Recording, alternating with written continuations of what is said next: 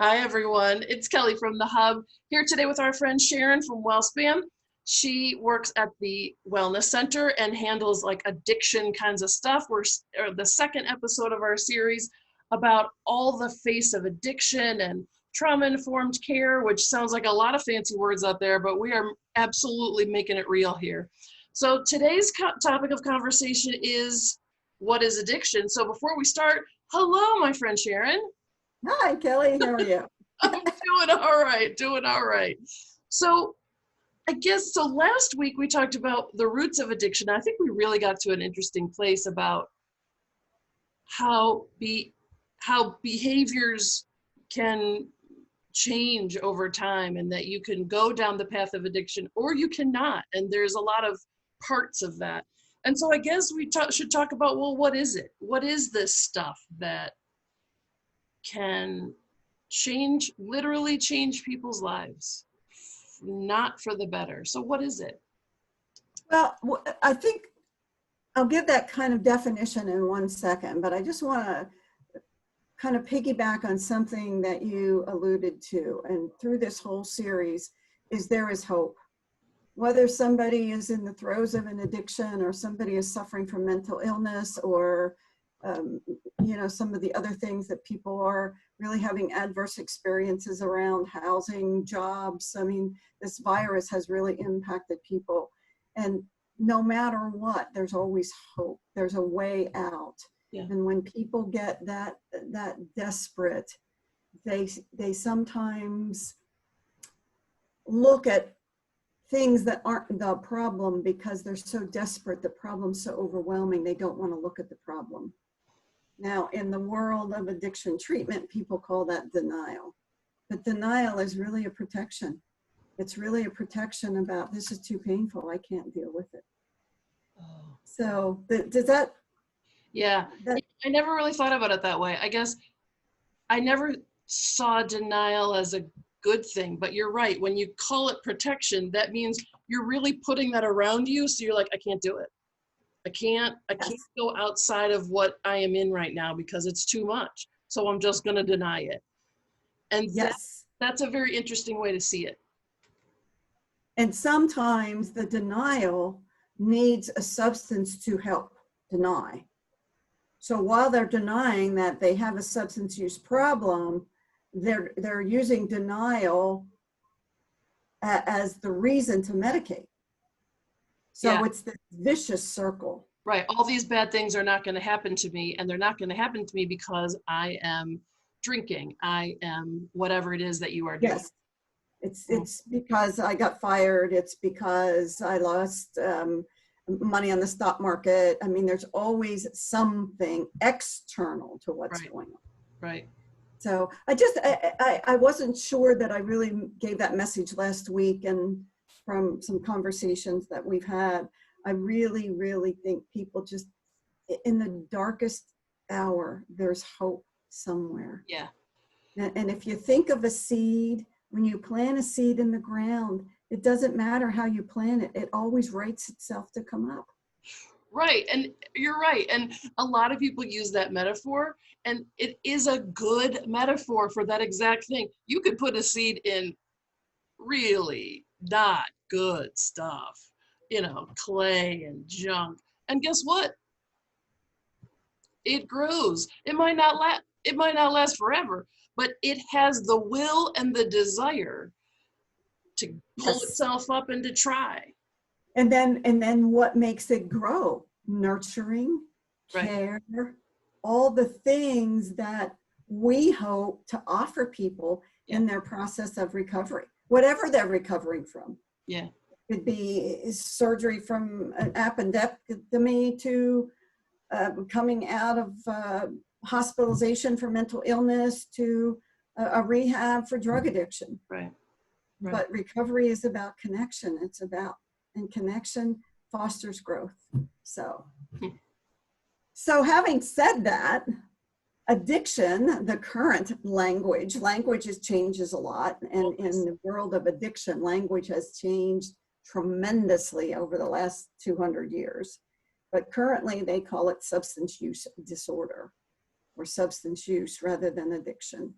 So whatever label you're going to put on it, what is it? It's a disorder of the brain. A person's brain and behavior leads to an inability to control their use. And that can go for behaviors too. Sexual addiction, shopping addiction, food addictions. They've lost their inability to control the use of that substance. And the bottom line is they want to feel good. They Right. want something to make them feel good.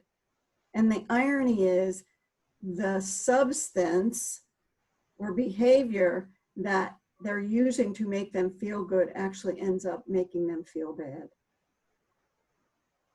So it's like initially it's their lover, their life, their best friend. Oh, this is great. But then it's like that lover or best friend betrayed them, and betrayed them in a way that no longer serves them. The first hit that you get of cocaine, you'll never get that high again, ever. So then people start seeking the high. And they want it. They get excited about it. When I worked in inpatient drug treatment, a lot of the triggers, like getting ready, preparing for the drug use, we would have ways to help people intervene with those desires to even get the drug. Seeking the high is a high in itself. Wow. All the rituals around it. I think next week we're going to talk about nicotine addiction specifically, but an example with nicotine addiction is I'm going to the convenience store, I'm going to buy my brand, and then on the way to the store, they're getting excited. They know they're going to get their drug. Now they're not thinking this, Right, but right. this is what's going on. This is what's going on biochemically in the brain. It involves brain chemicals that start firing. They go in, they get their brand, they come out in the car, and they sit there, and there's a certain way they pack the cigarettes to get the tobacco tighter, or a certain way that they unwrap it, and they sit there, and if you watch them, you can see their pupils are dilated, they're into the pack of cigarettes that they're looking at, or I've seen this actually with people who chew as well. That can, the way they hold the can is the way people would hold something precious. There's this whole, it's almost like a love affair. And the ritual is how it's done is just as important as what they get out of the, like the physicalness. Exactly. Wow. Exactly. Right. So if you know someone who smokes cigarettes, it's not like if you went with them on that trip and then they got their cigarettes and you took the cigarettes out of their hand and packed them for them and opened them for them and gave one to them. It changes. Yes. And that would be almost like causing, what's come to my mind is salivation. You know, when you're looking forward to really eating something really good, and you start thinking about it, and you walk in wherever you're at and you smell it and you see it, you're salivating, you're getting ready, you want it. Yeah. That's what happens. Huh. And at that point, it's pretty hard to say no. It's pretty hard to walk away because your brain is saying, you gotta have it. And at that point, we can look at it and say, oh, well, you just want it. But their mind is saying you need it. And if you need something, that's about survival. So the brain kicks in. At this point, the part of the brain, the survival part of the brain, the amygdala, has taken over the prefrontal cortex, and it's gone. It's just it's about reason. Survival. Exactly. So when you tell someone don't use, the message they get is don't feel good. And depending on some of the factors that we discussed last week, that message could be interpreted as, I am not going to survive if I don't get this drug. So it is a Right. And what's fascinating, none of that's conscious.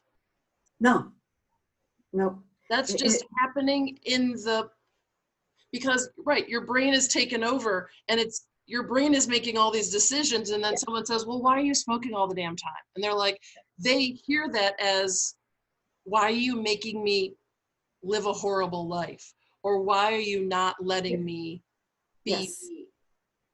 And then they truly think, and I've heard this 1,000 times or more, you don't understand. Right.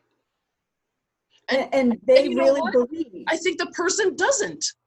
The person who's saying those words to the person who is addicted doesn't understand. I think the people, like, let's just say me, like, we try to, but we don't, because we don't have that brain firing chemical thing that says, I need this to live. Yes. I'm just like, just quit doing it. Right? Like and that can't solve the problem. And it's difficult for people who haven't had that experience to understand, what do you mean? That need, it's killing you. You're going to die from it. Right. Right. That requires logic. Right. That's a whole other part of your brain. They're in fight or flight. They're in survival mode. Exactly. And I'm like, oh no, let's engage with the front part of your brain and let's have a whole logical conversation with studies. Yes. Yeah. See, that would be like you add 2 and 2 and you get 4. When you are dealing with an addiction, when you are dealing with people whose brain act like that, they add 2 and 2, but they might get 9. Right. And for them, 9 is the correct answer. And you can argue with them, no, that doesn't make sense. And we know that 2 + 2 is 4. It's a fact. And they'll say, you're nuts. And they'll say, no, you're nuts. And you get into this crossfire of who's right.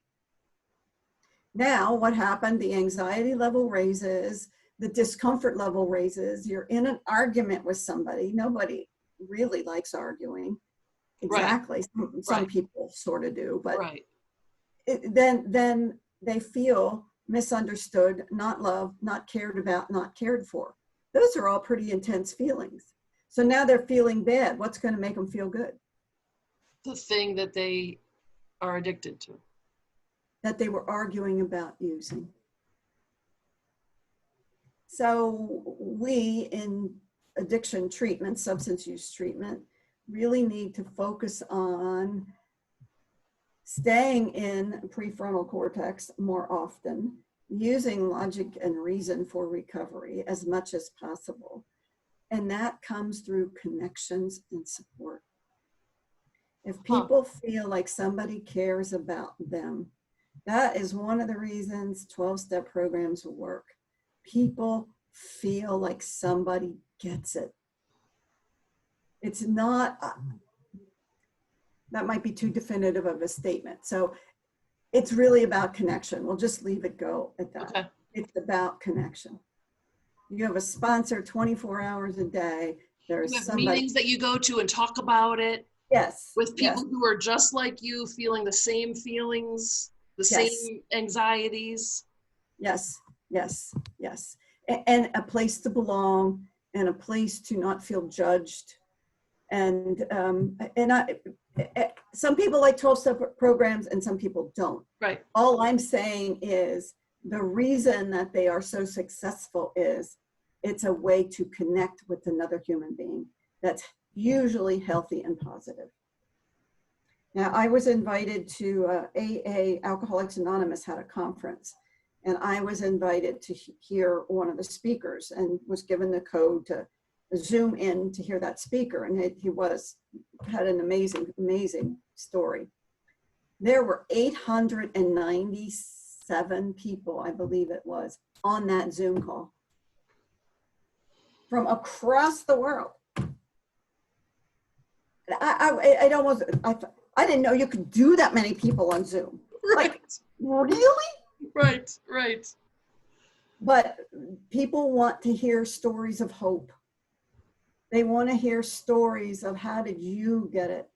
You were in jail 14 times and no one would like even talk to you when you came out.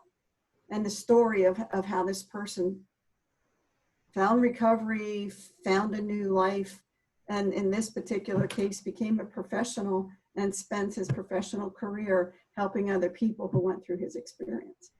It was, I mean, brought tears to your eyes. Wow. So the depth of the ability to hold pain without a substance takes a whole lot of work. I mean, I have to say, this has been very enlightening. I think, I mean, it'll be clear to the viewers that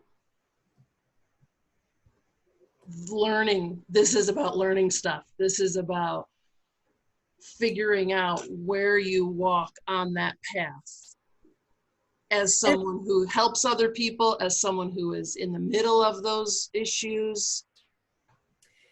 And learning also, hopefully, and my hope is that it takes away the stigma, it takes away the judgment, the criticism. They're not bad people trying to get good. Right. They're sick people trying to get well.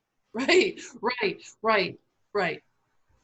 And when we can adapt that mindset, how can we help this sick person get well?